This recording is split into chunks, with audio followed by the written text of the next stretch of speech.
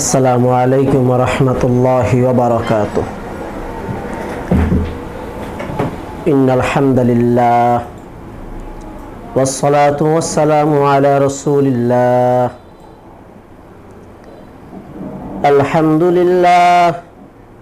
আলহামদুলিল্লাহ আস্তাঈনুহু ওয়া আস্তাগফিরুহু ওয়া নাউযু বিল্লাহি মিন শুরুরি আনফুসিনা ومن سيئات أعمالنا من يهد الله فلا مضل له ومن يضلل فلا هادي له ونشهد أن لا إله إلا الله وأشهد أن محمدا عبده ورسوله.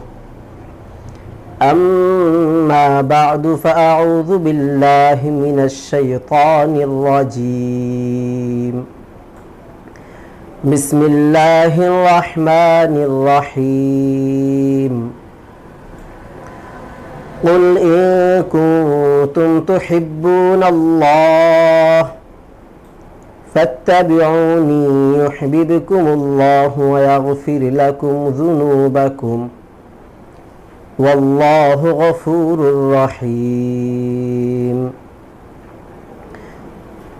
قال رسول الله صلى الله عليه وسلم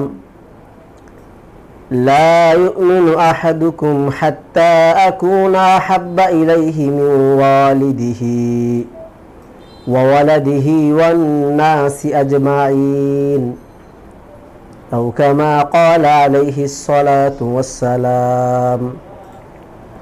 وقال تعالى إن الله وملائكته يصلون على النبي يا أيها الذين آمنوا صلوا عليه وسلموا تسليما.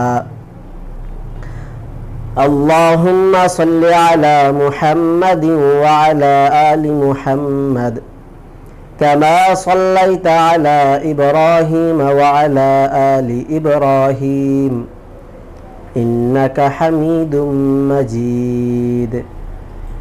اللهم بارك على محمد وعلى آل محمد كما باركت على إبراهيم وعلى آل إبراهيم إنك حميد مجيد.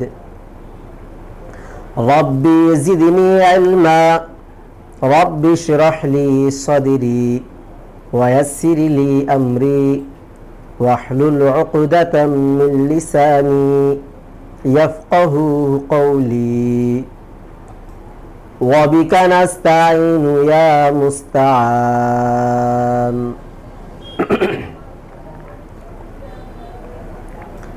শুকরিয়া আদায় করছি মহান রব্বুল আলামিনের আলিশান দরবারে, যেই মহান রব্বুল আলামিন অত্যন্ত দয়া করে, মায়া করে, মহাব্বত করে আজকের এই পবিত্র জলসা, আজকের এই ইসলামী আলোচনার এই মজলিসে আমাদেরকে বসার, বলার, শোনার তৌফিক দান করেছেন। এই জন্য সকলেই দিল থেকে কালিমাতুশ শুকর আদায় করি আলহামদুলিল্লাহ। লক্ষ কোটি দুরুদ আর সালামের হাদিয়া বর্ষিত হোক সোনার মদিনা সবুজ গম্বুজের নিচে শায়িত মানবতার মুক্তির দূত, বিশ্ব নবী, বিশ্ব রাসূল, সাইয়্যিদুল মুরসালিন জনাবে মুহাম্মদুর রাসূলুল্লাহ সাল্লাল্লাহু আলাইহি ওয়াসাল্লামের উপর। সম্মানিত শ্রোতাবৃন্দ, যেহেতু এখন রবিউল আউয়াল মাস চলছে, সেহেতু আমি কিছু গুরুত্বপূর্ণ কথা বলার চেষ্টা করব রাসূলুল্লাহ সাল্লাল্লাহু আলাইহি ওয়াসাল্লামের শানে। কেন খুব গুরুত্বপূর্ণ এই কথাগুলা? এর কারণটা হলো আল্লাহ তাআলা যেখানে নিজেই বলেন ইন্নাল্লাহা ওয়া মালাইকাতাহু ইউসাল্লুনা আলান নবী ইয়া আইয়ুহাল্লাযীনা আমানু সাল্লু আলাইহি ওয়া সাল্লিমু তাসলিমা, যেখানে আল্লাহ তাআলা নিজে বলেন ইন্নাল্লাহা ওয়া মালাইকাতাহু, নিশ্চয়ই আল্লাহ তাআলা ওয়া মালাইকাতাহু এবং তার ফেরেশতাগণ ইউসাল্লুনা আলান নবী, আমার রাসূলের প্রশংসা করেন, ইস্তিগফার পড়েন। তারপর মুমিন বান্দাদেরকেও আল্লাহ তাআলা ওই নির্দেশই দিচ্ছেন যে ইয়া আইয়ুহাল্লাযীনা আমানু, হে ঈমানদারগণ, হে বিশ্বাসীগণ, ইয়া আইয়ুহাল্লাযীনা আমানু সাল্লু আলাইহি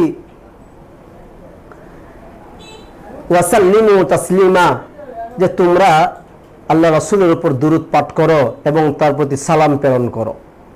অর্থাৎ মানুষদেরকে, পৃথিবীবাসীকে আল্লাহ তাআলা এই মেসেজটুকু দিতে চাচ্ছেন যে তোমাদের কাছে আমি যে কেমন একজন রাসূল পাঠিয়েছি, কেমন একজন নবী পাঠিয়েছি, তুমি এতটুকু বুঝো যে নবীর প্রশংসা করেন, যে রাসূল আরবী সাল্লাল্লাহু আলাইহি ওয়াসাল্লামের প্রশংসা করেন স্বয়ং আল্লাহ তাআলা নিজে, যার ব্যাপারে আল্লাহ তাআলা নিজে প্রশংসা করেন এবং ফেরেশতাগণ যার উপর দুরূদ পাঠ করেন, যার জন্য ইস্তিগফার পাঠ করেন, এবং রাসূলকে তোমাদের জন্য পাঠানো হয়েছে, সুতরাং তোমরাও কি করো, তার জন্য দুরূদ পাঠ করো, তার প্রশংসা করো। শুধু এই মেসেজটুকু আমাদেরকে দিতে চেয়েছেন। দেখেন, মহান আল্লাহ তাআলা আমাদেরকে সুস্পষ্টভাবে এই কথাটাও বলে দিয়েছেন যে ওয়ামা আরসালনাকা ইল্লা রাহমাতাল লিল আলামিন, যে আমি এমন একজন রাসূলকে তোমাদের জন্য পাঠিয়েছি যে রাসূল শুধুমাত্র আরবের জন্য নয়, শুধুমাত্র কুরাইশদের জন্য নয়, বরঞ্চ ওয়ামা আরসালনাকা ইল্লা রাহমাতাল লিল আলামিন, বরং গোটা পৃথিবীর জন্য, পুরো মাখলুকাতের জন্য, সকল মানুষের জন্য, সকল জীব জন্তু যা কিছু আছে, সকল কুল কায়নাতের জন্য, পুরো দুনিয়ার জন্য উনি ছিলেন রহমত। সুবহানাল্লাহ, সুবহানাল্লাহ। আল্লাহ রাসূল সাল্লাল্লাহু আলাইহি ওয়াসাল্লাম পুরো দুনিয়ার জন্য রহমত ছিলেন, মুষ্টিময় কয়েকজন লোকের জন্য না। আজকে সম্মানিত শ্রোতাবৃন্দ, কেন আমাদেরকে খুব গুরুত্ব দিয়ে রাসূলের সিরাত নিয়ে কথা বলতে হয়? কারণ একটা কুচক্রী মহল সবসময় তারা চেষ্টা করে রাসূলের শান এবং মানের বিপরীতে কথা বলতে, রাসূলের সম্মানকে, রাসূলের ইজ্জতকে বুলন্ডিত করতে তারা চেষ্টা করে। বিভিন্ন সময় রাসূল সাল্লাল্লাহু আলাইহি ওয়াসাল্লামের বিভিন্ন জীবনের দিক নিয়ে তারা আপত্তি তোলার চেষ্টা করে, অথচ রাসূল সাল্লাল্লাহু আলাইহি ওয়াসাল্লাম ছিলেন এমন এক মহামানব যার নবুয়তের আগে এবং পরে কখনো কোনো মানুষ তার কোনো ত্রুটি বিচ্যুতি কেউ ধরতে পারে নাই।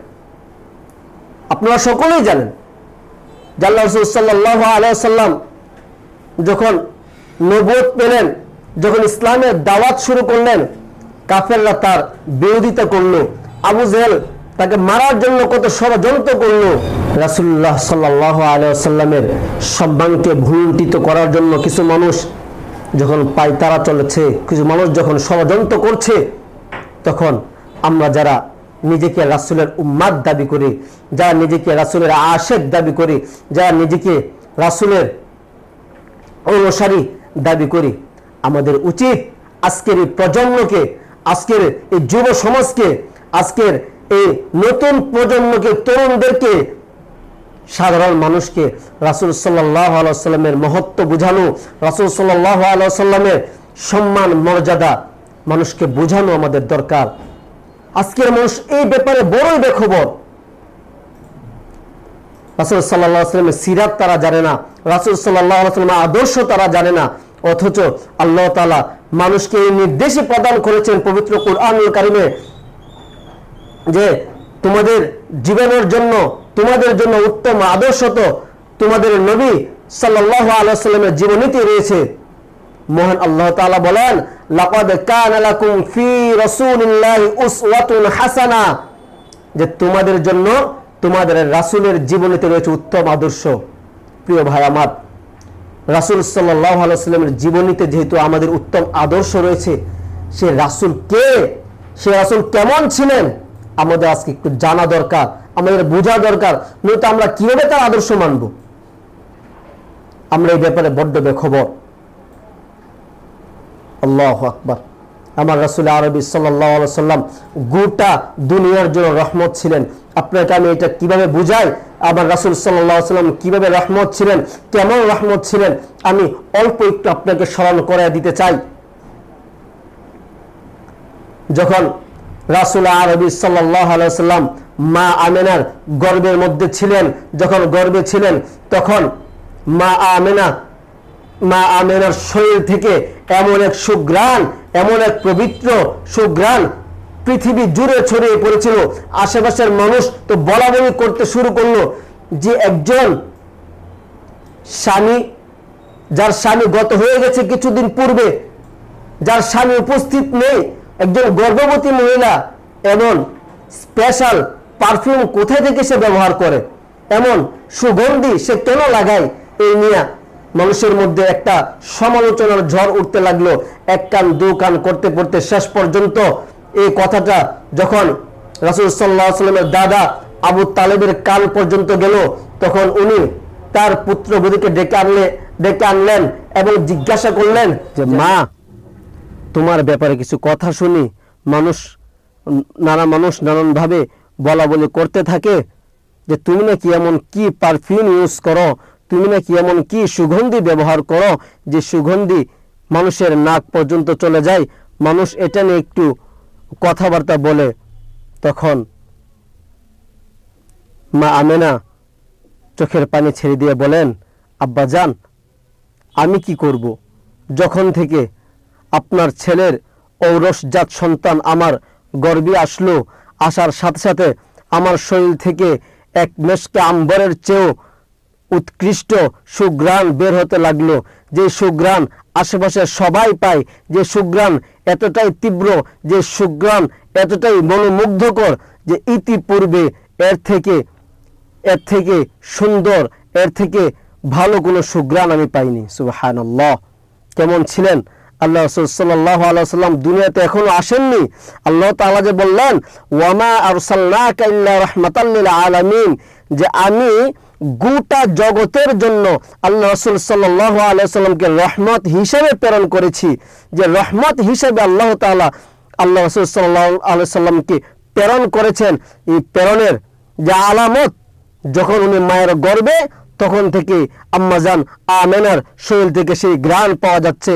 তো আমেনা বলেন যে আমি যখন রাস্তা দিয়ে হাঁটি তখন রাস্তার দুই পাশের গাছ আমাকে সালাম দিতে শুরু করে, বনের পশু পাখি আমাকে সালাম দিতে শুরু করে, এমনও হয়েছে আমি যখন কুয়া থেকে পানি আনতে যাই তো কুয়ার পানি অনেক নিচে থাকার পরেও আমি যখন পানি আনতে যাই কুয়ার পানি নিচ থেকে উপরে উঠে আসে এবং কুয়ার পানি কথাও বলতে থাকে যে হ্যাঁ সম্মানিত মা আমেনা, আপনি যদি বলতেন আমি কুয়ার পানি আপনার ঘরে চলে যেতাম, তারপর আপনাকে কষ্ট দিতাম না।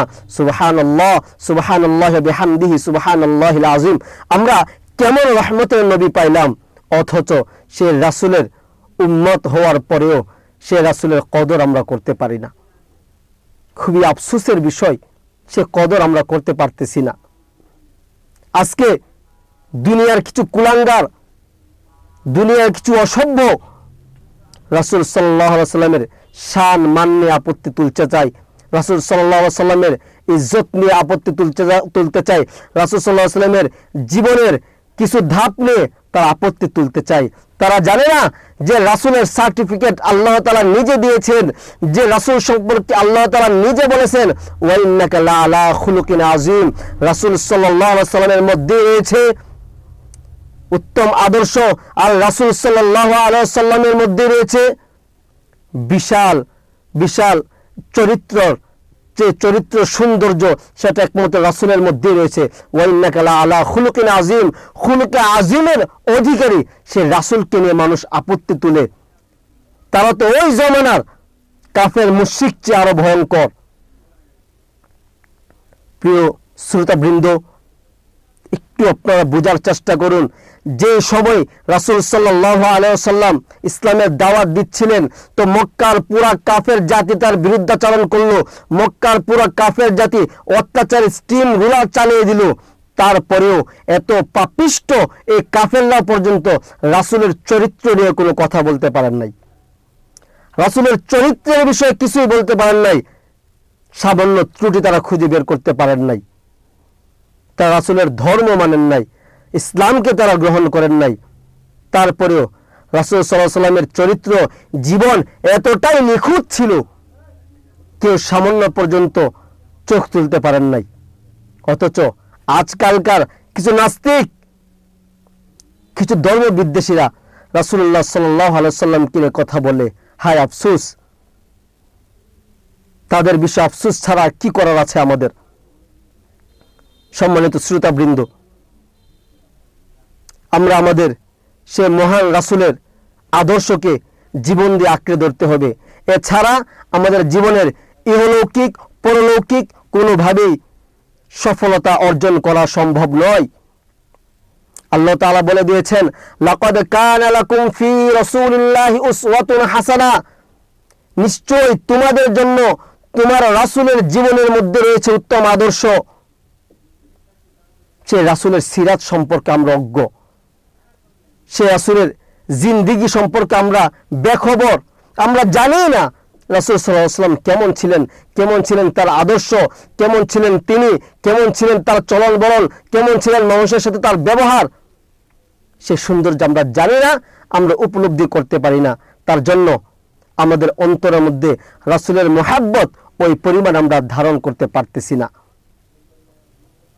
আহা, কেমন ছিলেন আমাদের রাসূল সাল্লাল্লাহু আলাইহি ওয়াসাল্লাম।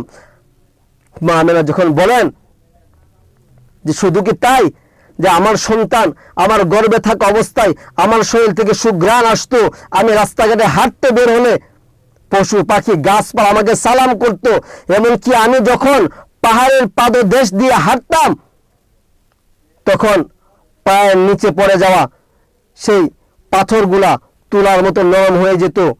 আমি যখন হাঁটতাম তো মরুভূমির কাঁটাগুলা যখন পায়ের নিচে পড়তো তারা বরফের মতো শীতল হয়ে যেত।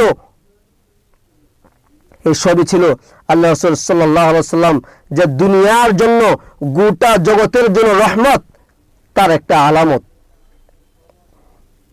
কেমন ছিলেন আমার নবী সাল্লাল্লাহু আলাইহি ওয়াসাল্লাম। উনি যখন জন্মগ্রহণ করলেন তো উনি জন্মগ্রহণ করলেন সুবহে সাদিকের সময় জন্মগ্রহণ করলেন। সুবহে সাদিকের সময় কেন জন্মগ্রহণ করলেন? তাফসীরের কিতাবের মধ্যে উল্লেখ করেন যে চাঁদ সুবহে সাদিকের সময় যে জন্মগ্রহণ করেন তাফসীরের কিতাবের মধ্যে উল্লেখ করেন যে রাত্র গর্ব করে বলতে থাকে যে আল্লাহ রাসূল সাল্লাল্লাহু আলাইহি ওয়াসাল্লাম যে আল্লাহ তাআলা প্যারে হাবিব আমার মধ্যে জন্মগ্রহণ করবে, আমার সময় জন্মগ্রহণ করবে। তো সূর্য বলতে থাকে, তো দিন বলতে থাকে যে না, দিনের বেলা জন্মগ্রহণ করবে। এইভাবে আল্লাহ রাসূল সাল্লাল্লাহু আলাইহি ওয়াসাল্লামকে নিয়ে রাত এবং দিনের মধ্যে বিতর্ক চলতে থাকে। আল্লাহ তাআলা এমন এক সময় আল্লাহ রাসূল সাল্লাল্লাহু আলাইহি ওয়াসাল্লামকে জন্মগ্রহণ করালেন, দুনিয়াতে পাঠাইলেন যে সুবহে সাদিকের সময়। রাত বলে তো আমার মধ্যে জন্মগ্রহণ করেছেন, দিন বলে তো আমার মধ্যে জন্মগ্রহণ করেছেন। রাত খুশি হয় তো দিনও খুশি হয়ে যায়। এইরকম ভাবে আল্লাহ রাসূল সাল্লাল্লাহু আলাইহি ওয়াসাল্লাম যখন জন্মগ্রহণ করলেন, আমিনার ভাষ্য মতে নবীজি সাল্লাল্লাহু আলাইহি ওয়াসাল্লাম জন্মগ্রহণের কিছুক্ষণ পর নবীজি সাল্লাল্লাহু আলাইহি ওয়াসাল্লাম যখন জন্মগ্রহণ করলেন তো আমিনার ভাষ্য মতে জন্মগ্রহণ করার সময় রাসূল সাল্লাল্লাহু আলাইহি ওয়াসাল্লাম শরীরের মধ্যে কোনো প্রকার রক্ত ছিল না, কোনো প্রকার নাপাকি ছিল না, কোনো প্রকার ময়লা ছিল না, একেবারে পূত পবিত্র পরিষ্কার অবস্থায় জন্মগ্রহণ করেছেন। সুবহানাল্লাহ, সুবহানাল্লাহি ওয়া বিহামদিহি, সুবহানাল্লাহিল আযীম। তো আল্লাহ রাসূল সাল্লাল্লাহু আলাইহি ওয়াসাল্লাম খতনা অবস্থায় জন্মগ্রহণ করেছেন, নাভি কাটা অবস্থায় জন্মগ্রহণ করেছেন। জন্মের পরে তার নাভি কাটতে হয়নি। আল্লাহ রাসূল সাল্লাল্লাহু আলাইহি ওয়াসাল্লামের জন্মের পরে তার খতনা করাইতে হয়নি। এমনকি আমরা জানি যখন বাচ্চা জন্মগ্রহণ করেন, একটা বাচ্চা যখন সদ্য ভূমিষ্ঠ হয়, যখন মায়েরা তার বাচ্চাকে প্রসব করেন তখন ঘরের মধ্যে অনেক সময় অনেক দুর্গন্ধ দেখা দেয়। এই দুর্গন্ধ এড়ানোর জন্য পারফিউম ইউজ করা হয়, এমনকি ধূপ জ্বালানো হয়। কিন্তু আল্লাহ রাসূল সাল্লাল্লাহু আলাইহি ওয়াসাল্লাম প্যারে হাবিব যখন জন্মগ্রহণ করেন তখন না তো ধূপ জ্বালাতে হলো, না তো কোনো পারফিউম লাগাতে হলো, বরং সুঘ্রাণে চারদিক মৌ মৌ করতে লাগলো। সুবহানাল্লাহ। এই ছিল আমাদের নবী সাল্লাল্লাহু আলাইহি ওয়াসাল্লাম। যখন উনি জন্মগ্রহণ করলেন, তো জন্মগ্রহণের পর পর উনি শোয়া থেকে বসে পড়লেন, আত্তাহিয়াতু সূরাতে বসলেন, এমনকি সিজদা দিলেন। শুকরিয়া আদায় করার পর উনি ডান কাতে শুয়ে গেলেন। সুবহানাল্লাহ। কেমন ছিলেন আমাদের রাসূল? যখন নবীজি সাল্লাল্লাহু আলাইহি ওয়াসাল্লাম জন্মগ্রহণ করলেন, তো এর কিছুক্ষণ পর পুরা ঘর কুয়াশায় ভরে গেল। গায়েব থেকে কে যেন বলল, তাকে কিছুক্ষণের জন্য মায়ের কাছ থেকে আলাদা করে নাও। তখন আল্লাহ রাসূল সাল্লাল্লাহু আলাইহি ওয়াসাল্লামকে মায়ের কাছ থেকে আলাদা করে নেওয়া হলো। তো কেন আলাদা করে নেওয়া হলো? তাফসীরে কিতাবে মুফাসসিরিনগণ উল্লেখ করেন যে পুরা কুল কায়নাত, পুরা দুনিয়াকে তার সাথে, পুরো দুনিয়ার সাথে আল্লাহ রাসূল সাল্লাল্লাহু আলাইহি ওয়াসাল্লামকে পরিচিত করায় দেওয়া হলো। পুরো দুনিয়াকে দেখা দেওয়া হলো যে দেখো, আল্লাহ তাআলার পক্ষ থেকে তোমাদের জন্য রহমত স্বরূপ কেমন নবীকে আল্লাহ তাআলা পাঠাইলেন। সুবহানাল্লাহ। কেমন নবীকে আল্লাহ তাআলা পাঠিয়ে দিলেন, কেমন নবী আমরা পাইলাম। আহা, এই কথাগুলো আজকে আমাদেরকে কেন বলতে হয়? আজকে আমরা কেন সব সময় সর্বদা নবীজি সাল্লাল্লাহু আলাইহি ওয়াসাল্লামের সিরাত নিয়ে আলোচনা করার চেষ্টা করি? কেন মানুষকে খুব বেশি রাসূলুল্লাহ সাল্লাল্লাহু আলাইহি ওয়াসাল্লামের জীবনের প্রতি তাগিদ করি, পড়ার জন্য বলি, শোনার জন্য বলি? আমাদের একটাই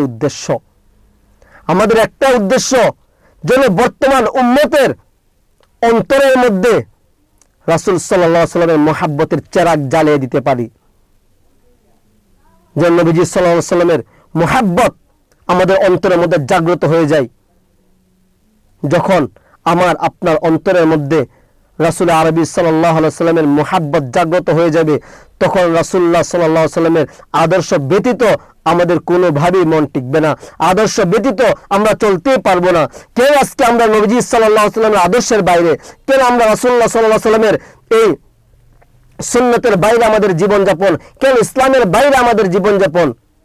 কারণ শুধু একটাই, রাসূলের মহব্বত আমাদের অন্তরের মধ্যে বদ্ধমূল হতে পারে নাই। রাসূলের মহব্বত আমরা আঁকড়ে ধরতে পারি নাই। এই জন্য আমরা পরিপূর্ণ ঈমানদার হতে পারে নাই। ঈমানের ঘাটতি আমাদের মধ্যে রয়ে গেছে। কারণ নবীজি সাল্লাল্লাহু আলাইহি ওয়াসাল্লাম মহব্বত যদি আমার আপনার অন্তরের মধ্যে সর্বোচ্চ না থাকে, তাহলে আমি আপনি পুরোপুরি ঈমানদারই হতে পারবো না। ঈমানদার হওয়াই সম্ভব না।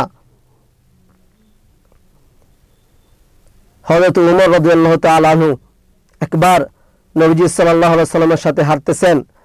তো নবীজি সাল্লাল্লাহু আলাইহি ওয়াসাল্লাম যখন হযরত ওমর ফারুক রাদিয়াল্লাহু তাআলা আনহুর ধরলেন, হাতের মধ্যে ধরলেন, তখন ওমর ফারুক রাদিয়াল্লাহু তাআলা বললেন, ইয়া আল্লাহর রাসূল, আমি আপনাকে সবচাইতে বেশি ভালোবাসি, আমার জীবন ব্যতীত আপনাকে সর্বোচ্চ বেশি ভালোবাসি।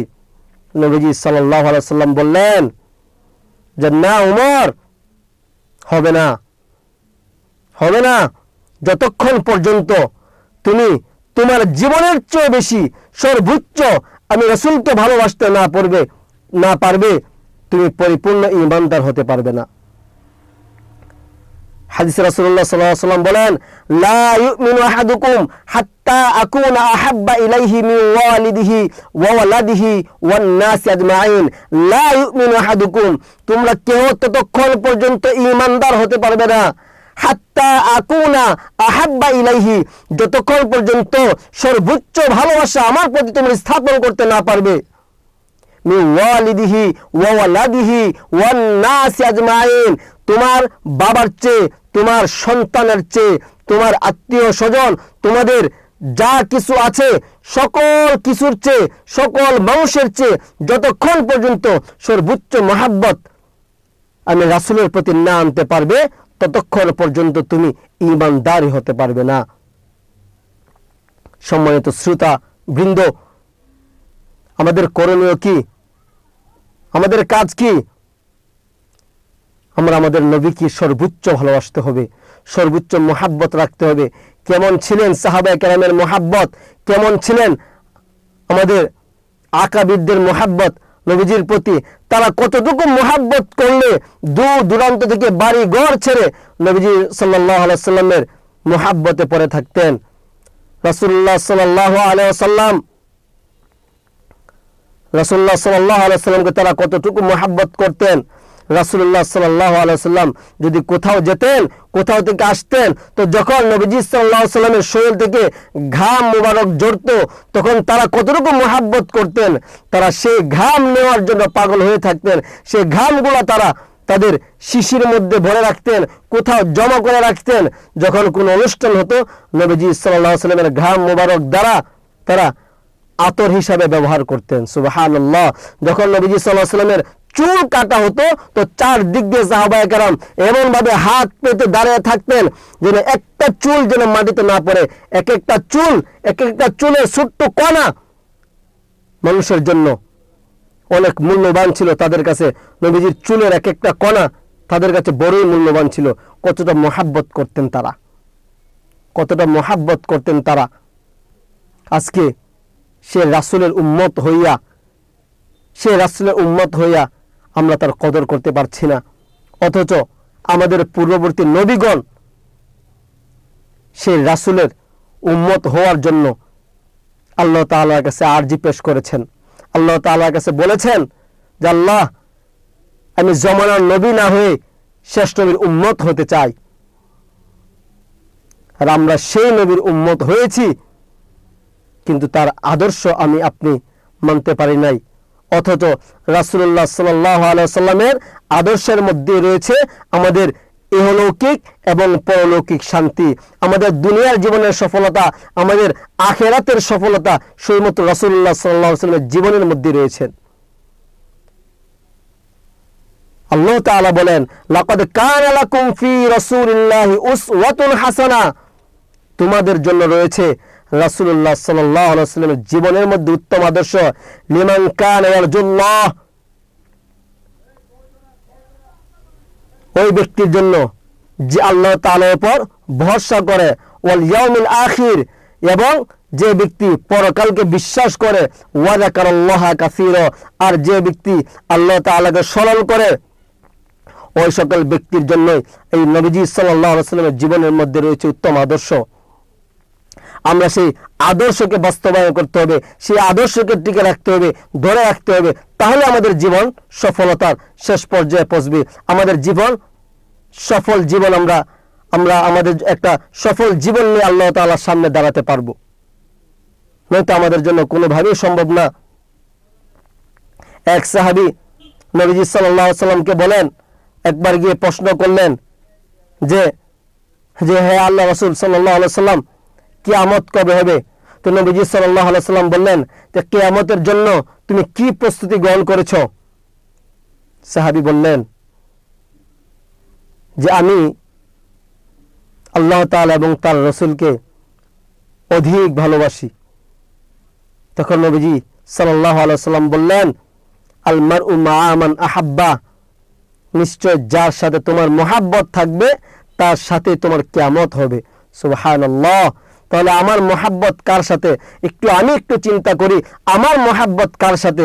দুনিয়ার কোনো সাধারণ মানুষের সাথে, দুনিয়ার কোনো সেলিব্রিটির সাথে, নাকি আমার মহব্বতটা আল্লাহ তাআলার সাথে, আল্লাহ রাসূলের সাথে? এটা আমি একটু কম্পেয়ার করার চেষ্টা করি।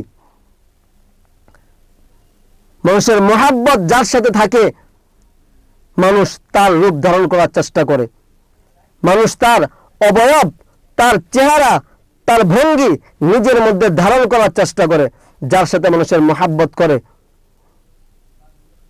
তাহলে আমার মহব্বতটা কার সাথে? আমি কি আদৌ আমি রাসূলের মহব্বতকারী হতে পারছি? আমাদের মধ্যে কি সেই রাসূলের মহব্বত আছে? যার মধ্যে রাসূলের মহব্বত বিদ্যমান, সেই ব্যক্তি সব সময় চিন্তা করবে যে কোন কাজ রাসূল সাল্লাল্লাহু আলাইহি ওয়াসাল্লাম কিভাবে করেছেন, আমি ঠিক সেইভাবেই আমার কাজটাকে করতে হবে। আমরা অনেক সময় লক্ষ্য করলে দেখি, যারা যেই সেলিব্রিটিকে পছন্দ করে, যারা মেসিকে পছন্দ করে, খেলোয়াড় মেসিকে যারা পছন্দ করে, তারা মেসির মতো চুল কাটার চেষ্টা করে, কারণ সে নিজেকে বোঝাতে চায় যে আমি মেসির ভক্ত। যারা খেলোয়াড় নেইমারকে পছন্দ করে, তো তারা নেইমারের মতো চুল কাটার চেষ্টা করে, নিজেকে বোঝাতে চায় যে আমি নেইমারের ভক্ত। ঠিক ওই রকম ভাবে যারা নবীজি সাল্লাল্লাহু আলাইহি সাল্লামকে পছন্দ করেন, যারা রাসূল সাল্লাল্লাহু আলাইহি সাল্লামকে সর্বোচ্চ মহব্বত করেন, তারা যখন যে কাজ করতে যায়, প্রত্যেকটা কাজ তারা চিন্তা করে নবীজি সাল্লাল্লাহু আলাইহি ওয়াসাল্লাম কিভাবে সেই কাজটা করেছেন সেইভাবে তার কাজ করতে। তার পোশাক পরিচ্ছদ থাকবে তো নবীজি রাসূল সাল্লাল্লাহু আলাইহি ওয়াসাল্লামের পোশাক পরিচ্ছদের মতো, তার মুখ ভর্তি দাড়ি থাকবে তো নবীজি সাল্লাল্লাহু আলাইহি ওয়াসাল্লামের দাড়ির মতো। সে যখন চুল কাটবে তো আল্লাহর নবীর হাদিস মোতাবেক সে চুল কাটবে। সে যখন খেতে বসবে তো আল্লাহর নবী সাল্লাল্লাহু আলাইহি ওয়াসাল্লামের আদর্শ অনুযায়ী সে খেতে বসবে। হাঁটতে চলতে উঠতে বসতে প্রত্যেকটা সময় সে চিন্তা করবে আমার নবী এই কাজটা ঠিক কিভাবে করেছেন, সেইভাবে সে কাজ করার চেষ্টা করবে। কারণ আমার কাজ যদি নবীজি সাল্লাল্লাহু আলাইহি ওয়াসাল্লামের কাজের সাথে যদি না মেলে, আমি কিভাবে কিয়ামতের ময়দানে রাসূলুল্লাহ সাল্লাল্লাহু আলাইহি ওয়াসাল্লামের কাছে সেই সুপারিশের আবদার নিয়ে যাব? আমি কিভাবে যাব?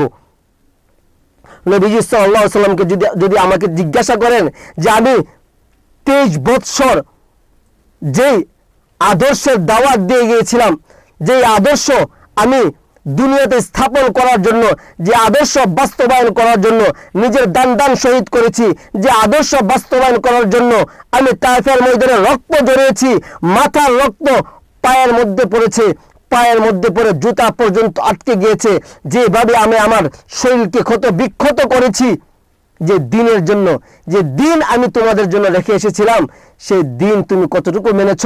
সেই আদর্শ, যে আদর্শের জন্য আমি আমার জীবন ভর চেষ্টা করে এসেছি, আমার অসংখ্য অগণিত সাহাবা জীবন দিয়েছেন, সেই দিনকে তুমি কতটুকু ধারণ করেছ?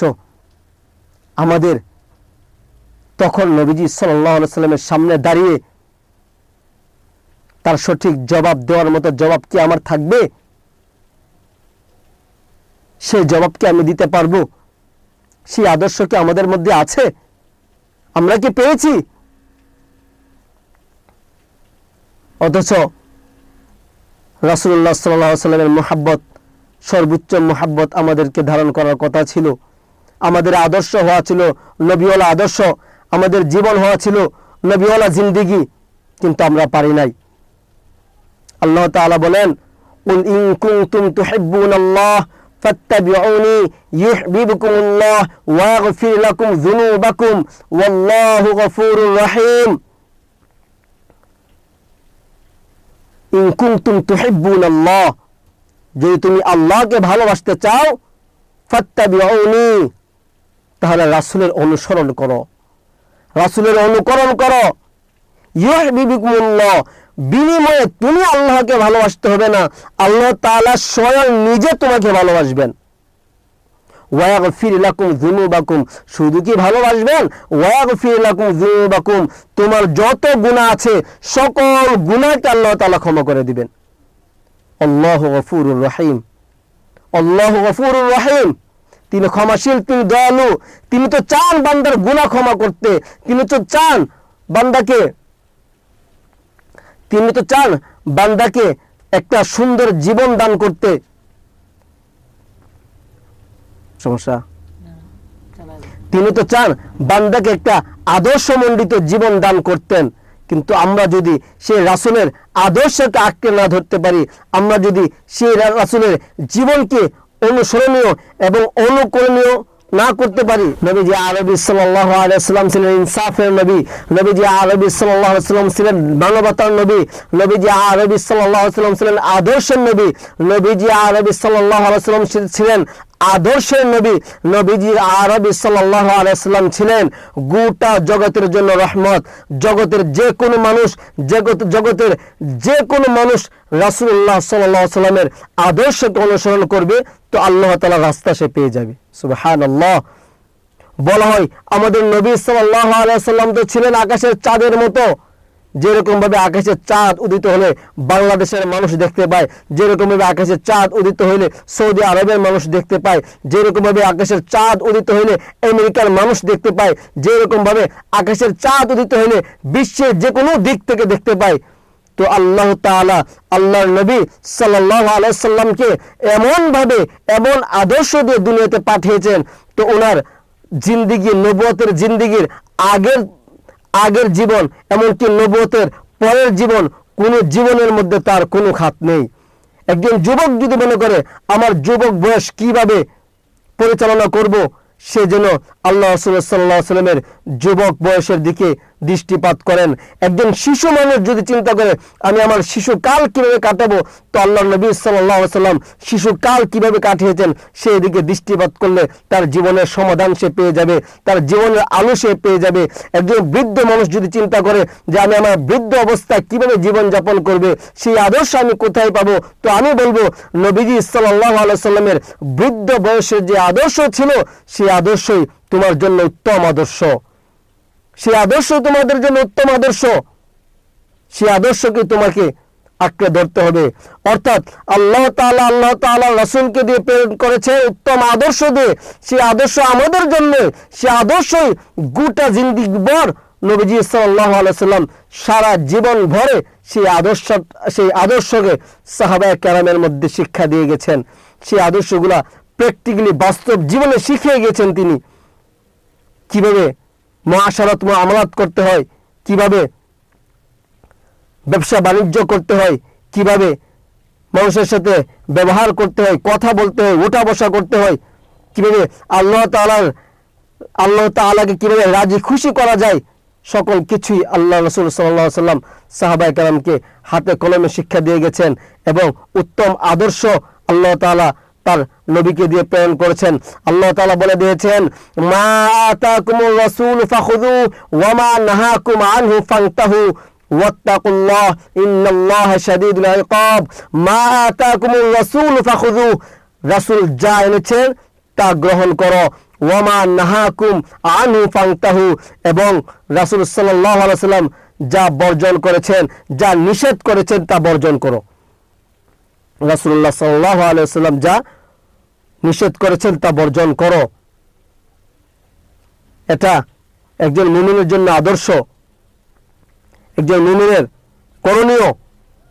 যখন আপনি নবীজি সাল্লাল্লাহু আলাইহি ওয়াসাল্লামকে মন থেকে ধারণ করতে পারবেন, যখন আপনি তার আদর্শকে আঁকড়ে ধরতে পারবেন, যখন আপনার চলন বলন, যখন আপনার ওঠা বসা, যখন আপনার পুরো জিন্দেগি রাসূলের সুন্নত অনুযায়ী হয়ে যাবেন, তা আল্লাহ রাসূল সাল্লাল্লাহু আলাইহি ওয়াসাল্লাম কাল কিয়ামতের ময়দানে যখন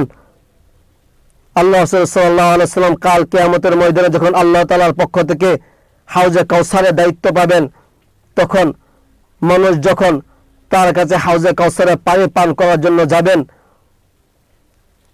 মানুষকে যখন উনি হাউজে কাউসারের পানি পান করাবেন, তখন কিছু মানুষকে ফেরেশতারা তাড়িয়ে দিবেন, দূর দূর করে ফেরেশতারা তাদেরকে তাড়িয়ে দিবেন।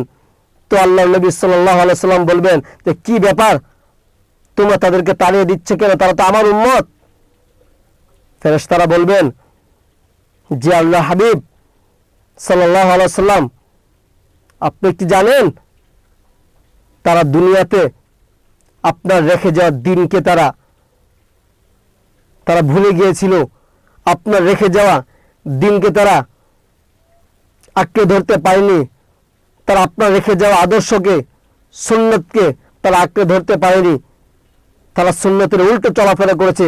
আপনাকে ওই পরিমাণ মহাব্বত করতে পারেনি যে পরিমাণ মহাব্বত করলে আপনার অনুগত্যশীল হবে, যে পরিমাণ মহাব্বত করলে আপনার রং ধারণ করবে, সেই পরিমাণ তারা করতে পারেননি।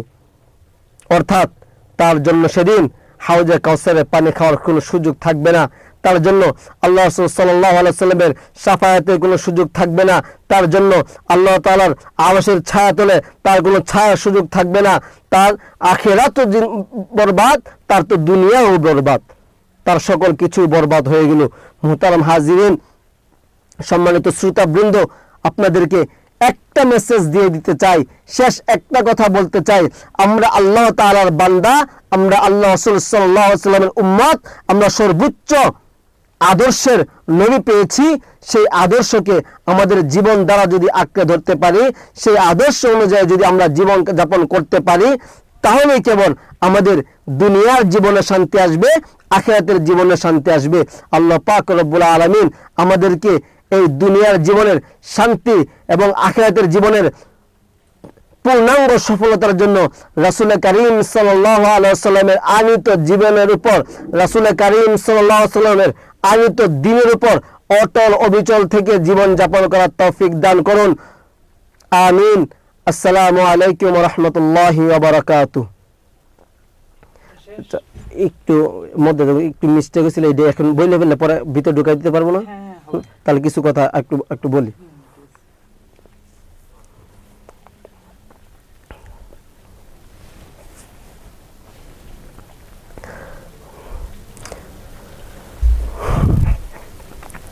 রাসূল আরবি সাল্লাল্লাহু আলাইহি ওয়াসাল্লাম যখন জন্মগ্রহণ করলেন, তো রাসূল আরবি সাল্লাল্লাহু আলাইহি ওয়াসাল্লাম সুবহে সাদিকের সময় জন্মগ্রহণ করলেন। রাসূল আরবি সাল্লাল্লাহু আলাইহি ওয়াসাল্লাম জন্মগ্রহণের পর দিনের বেলা নবীজি সাল্লাল্লাহু আলাইহি ওয়াসাল্লামকে সেই ঘরের মধ্যে রাখা হলো। যখন রাত্রি হলো তখন আম্মাজান আমেনা তাকে ঘর থেকে বের করলেন। তো ঘরের প্রাঙ্গণে আম্মাজান আমেনা তাকে ঘরের বাইরে এনে উঠোনের মধ্যে শোয়া দিলেন। তখন নবী সাল্লাল্লাহু আলাইহি ওয়াসাল্লাম উঠোনের মধ্যে শুয়ে শুয়ে হাত পা নাড়াচ্ছেন, খেলাধুলা করছেন। মিষ্টি হইতেছে। রাসূল আরবি সাল্লাল্লাহু আলাইহি ওয়াসাল্লাম যখন ভূমিষ্ঠ হলেন,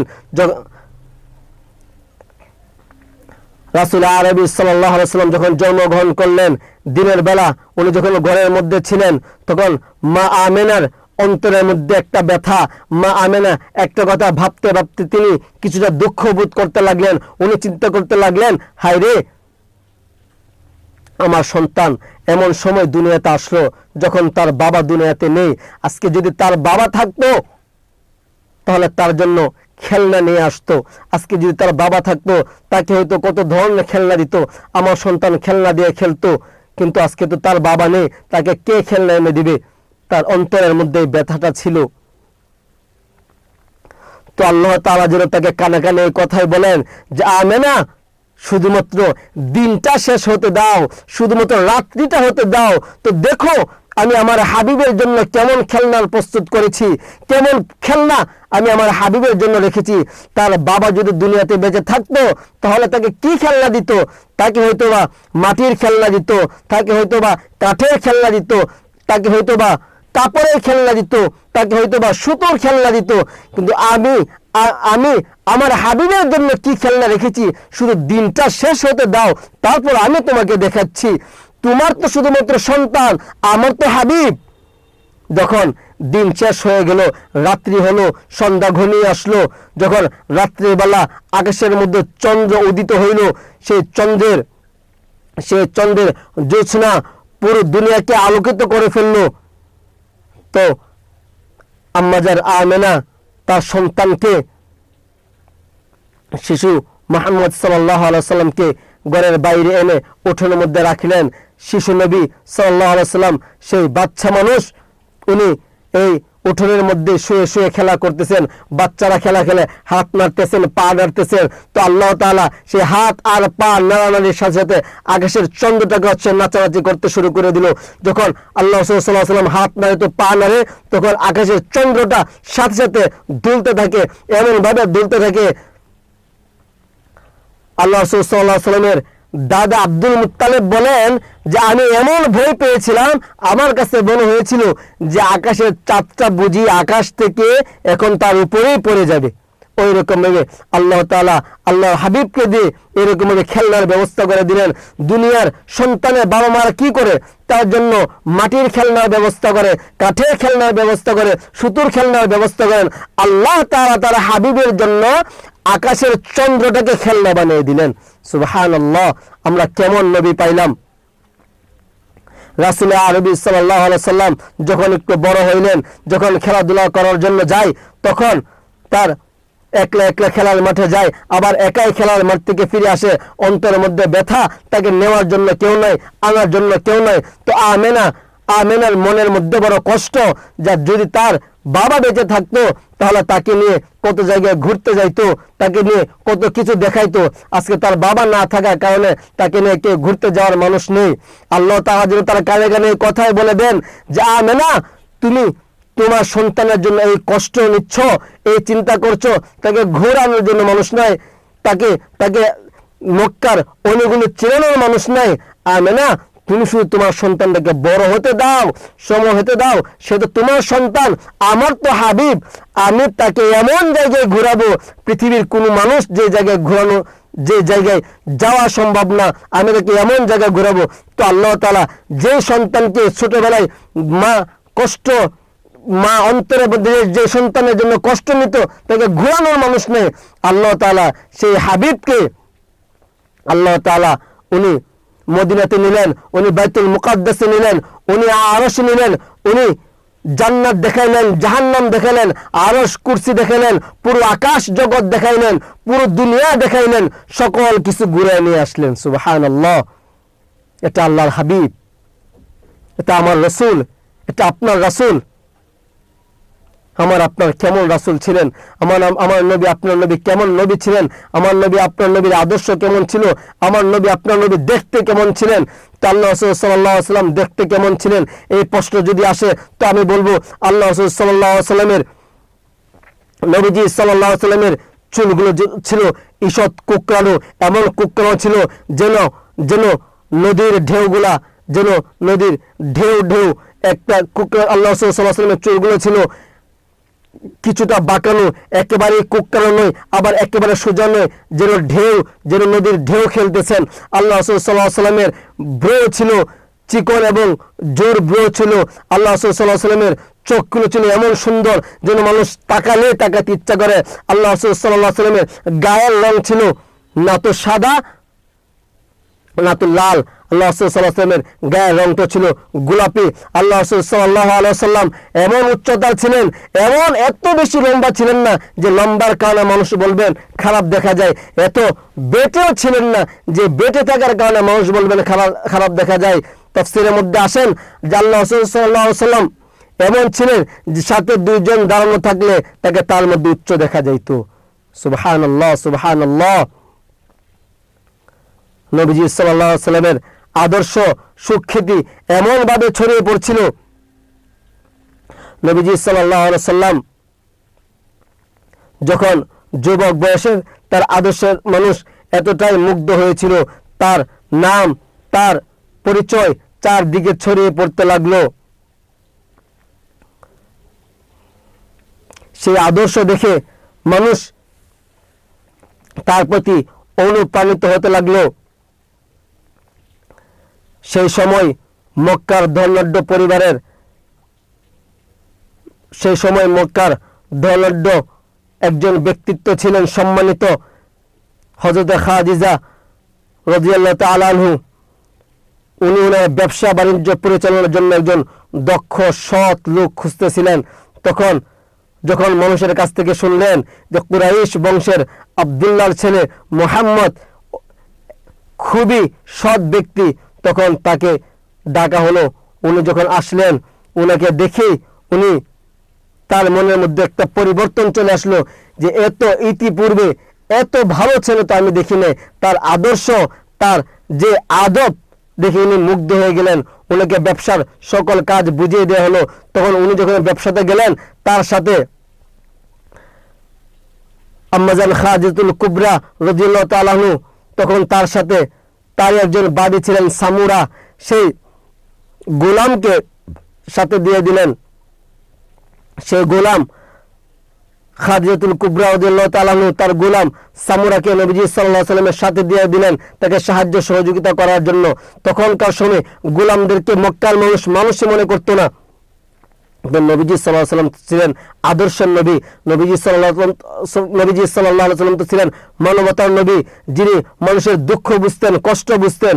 উনি সেই গোলামকে, কখনো তিনি উঠে চড়তেন, কখনো গোলামকে চড়াইতেন, কখনো তিনি হাঁটতেন, কখনো গোলাম হাঁটতেন। যখন তারা খেতে বসতো একসাথে খেতে বসতো, যখন তারা খেত সমান সমান খেত। আর এই সামুরা যত দেখতো তত আশ্চর্য হইতো যে এমন মানুষ মক্কা ইতিপূর্বে কখনো দেখা যায়নি, যে মানুষ গোলামকে এত সম্মান করতে পারে।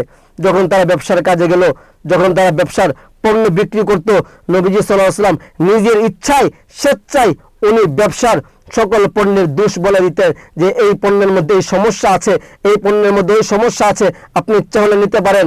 তখন সামুরা কিছুটা বিরক্ত হতো যে নিজের ইচ্ছা করে নিজের মালের দোষটি কেউ বলে, উনি বিরক্ত হতেন।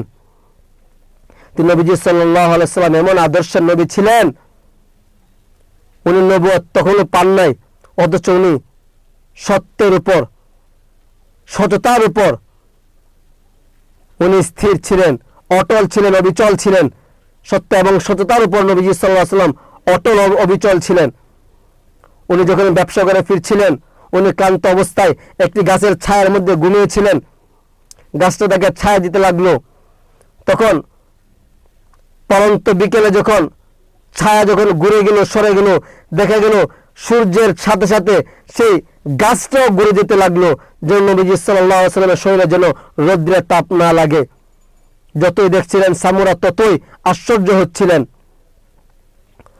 নবী যখন হাঁটতেন তখন মাথার উপরে মেঘ ছায়া দিতে থাকতো। এত সব সামুরা দেখলেন এবং আশ্চর্য হলেন।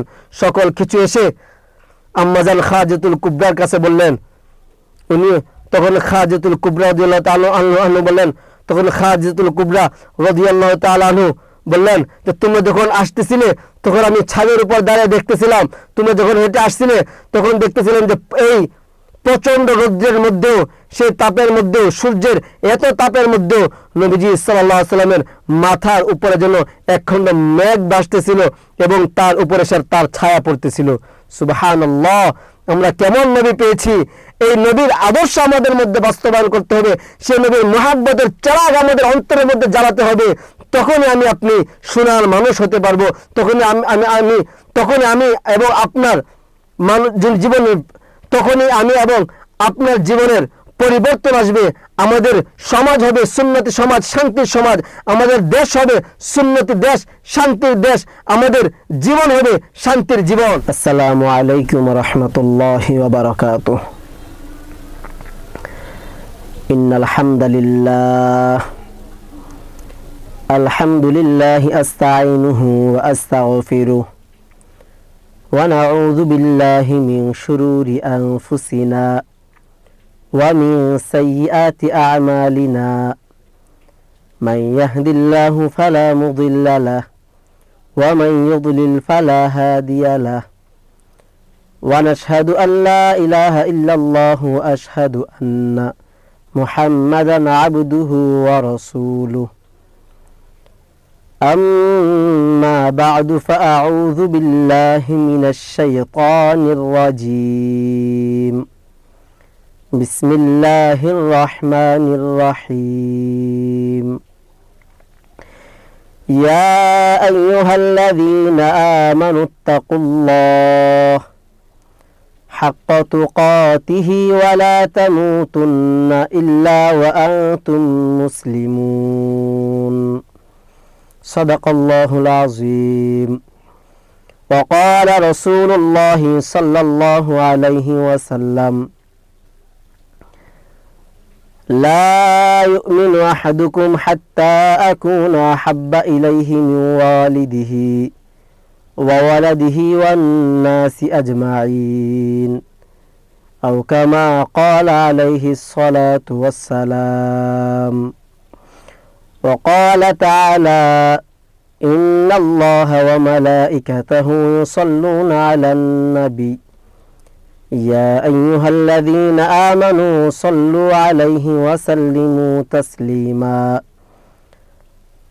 اللهم صل على محمد وعلى آل محمد كما صليت على إبراهيم وعلى آل إبراهيم إنك حميد مجيد. اللهم بارك على محمد وعلى آل محمد كما باركت على إبراهيم وعلى آل إبراهيم إنك حميد مجيد. ربي زدني علما ربي اشرح لي صدري ويسر لي أمري واحلل عقدة من لساني يفقه قولي وبك نستعين يا مستعان. استغفر الله استغفر الله استغفر الله. শুকরিয়া আদায় করছি মহান রব্বুল আলামিনের আলিশান দরবারে, যে মহান রব্বুল আলামিন অত্যন্ত দয়া করে, মায়া করে, মোহাব্বত করে আমাদেরকে সৃষ্টির সেরা মানুষ বানিয়েছেন, আমাদেরকে ঈমানের মতো দৌলত দান করেছেন, আমাদেরকে সর্বশ্রেষ্ঠ সর্বমহান রাসূল আরবি সাল্লাল্লাহু আলাইহি ওয়াসাল্লামের উম্মত বানিয়েছেন। এই জন্য সকলেই দিল থেকে কালিমাতুশ শুকর আদায় করি আলহামদুলিল্লাহ। লক্ষ কোটি দুরুদ আর সালামের হাদিয়া বর্ষিত হোক সোনার মদিনা সবুজ গম্বুজের নিচে শায়িত জনাবে মুহাম্মদুর রাসূলুল্লাহ সাল্লাল্লাহু আলাইহি ওয়াসাল্লামের পবিত্র রওজায়ে আতহারে। সম্মানিত শ্রোতাবৃন্দ, আমি আপনাদের সামনে একটি আয়াতে কারিমা তেলাওয়াত করেছি, যেখানে মহান আল্লাহ তাআলা বলেন, ইয়া আইয়ুহাল্লাযীনা আমানুত্তাকুল্লাহ হাক্কা তুকাতিহি ওয়া লা তামুতুন্না ইল্লা ওয়া আনতুম মুসলিমুন। আল্লাহ তাআলা বলতেছেন, মহান আল্লাহ তাআলা বলেন, ইয়া আইয়ুহাল্লাযীনা আমানু, হে ঈমানদারেরা। মহান আল্লাহ তাআলা ইরশাদ করেন, ইয়া আইয়ুহাল্লাযীনা আমানু, হে ঈমানদারেরা, ইত্তাকুল্লাহ, তোমরা আল্লাহ তাআলাকে ভয় করো, হাক্কা তুকাতিহি, প্রকৃত ভয় করো, যথাযথ ভয় করো, ওয়া লা তামুতুন্না ইল্লা ওয়া আনতুম মুসলিমুন, এবং তোমরা মুসলিম না হয়ে মৃত্যুবরণ করিও না। সম্মানিত শ্রোতাবৃন্দ, একটু লক্ষ্য করুন, মহান আল্লাহ তাআলা ঈমানদারদেরকে ডাক দিয়ে আল্লাহ তাআলাকে ভয় করার কথা বলতেছেন। আল্লাহ তাআলা বলেন, ইয়া আইয়ুহাল্লাযীনা আমানু, হে ঈমানদারেরা। আল্লাহ তাআলা ঈমানদারদেরকে ডাক দিয়েছেন, বিশ্বাসীদেরকে ডাক দিয়েছেন, আল্লাহ তাআলা মুমিনদেরকে ডাক দিয়েছেন। আমরা একটু জানার চেষ্টা করব শুরুতেই ঈমানদার কারা। ঈমানদারের সংজ্ঞার মধ্যে এসেছে, আল ঈমানু হুয়া তাকরীরু বিল লিসান